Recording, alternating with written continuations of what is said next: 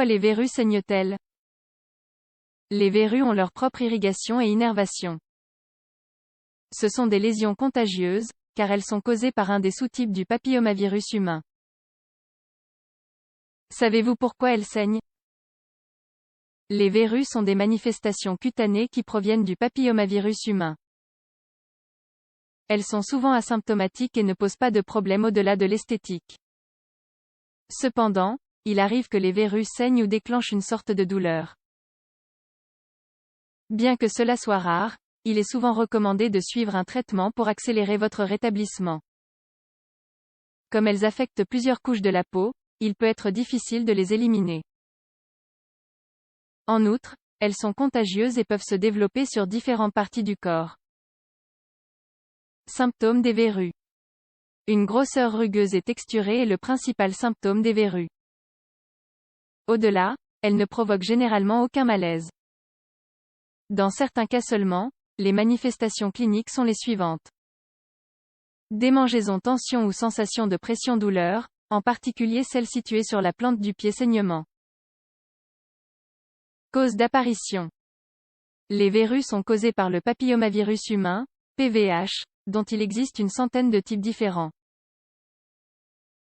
Chaque sérotype détermine l'emplacement de la lésion sur le corps, mains, visage, cou, aisselles, pieds, organes génitaux, etc.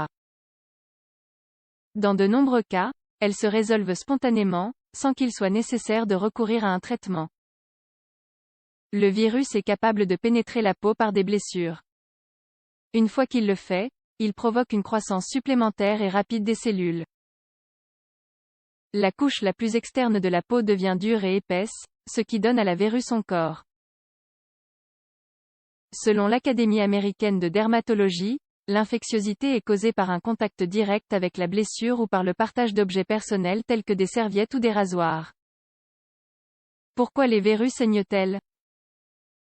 Les verrues ont leur propre réserve de sang, ce qui provoque de fortes hémorragies si on les enlève au moyen de procédures inappropriées. Elles contiennent notamment des papilles dermiques entrelacées avec des boucles vasculaires. À l'aide du dermatoscope, on peut observer des capillaires tortueux qui génèrent un point rouge à la macroscopie, caractéristique de la lésion. La verrue implique également des terminaisons nerveuses spécialisées, qui génèrent une légère douleur lorsqu'on les manipule. Différents types. Toutes les verrues ne sont pas identiques. Elles sont souvent classées en fonction de la partie du corps où ils apparaissent. Leurs caractéristiques et leurs symptômes peuvent également varier. Quelles sont les plus courantes? Verrues plantaires. On les confond souvent avec des cors. Dans cette zone, elles sont plus grandes, car la plante du pied doit supporter tout le poids du corps. Elles ne poussent pas de manière exophytique, mais vers l'intérieur, en marchant ou en se tenant debout. Ce sont les plus compliqués à traiter en raison de leur emplacement. Verrues communes. Elles sont généralement situées sur le visage, le dos des mains ou les joues. Ce sont des excroissances dures, rugueuses et écailleuses au toucher. Comme le montre une étude publiée dans The Journal of the Egyptian Public Health Association, il s'agit de l'une des variantes les plus courantes de la verrue chez les enfants, avec une prévalence de 49%. Verrues plates. Elles sont petites, avec une légère élévation et un petit diamètre. Elles n'ont pas de pigments et gardent la même couleur que la peau environnante. Généralement, elles sont localisées sur le visage, avec une prévalence sur le front, les joues, les mains et les avant-bras. Verrues génitales. Certaines souches de papillomavirus humain provoquent des verrues dans la zone génitale, y compris le vagin, le pénis et l'anus. En fait, cette infection est l'infection sexuellement transmissible, IST, la plus courante. Facteurs de risque. Certaines personnes sont plus susceptibles de développer des verrues. Même si le déclencheur est un virus, il est préférable d'évaluer le système immunitaire de la personne pour exclure qu'il soit compromis. Les facteurs de risque sont notamment les suivants.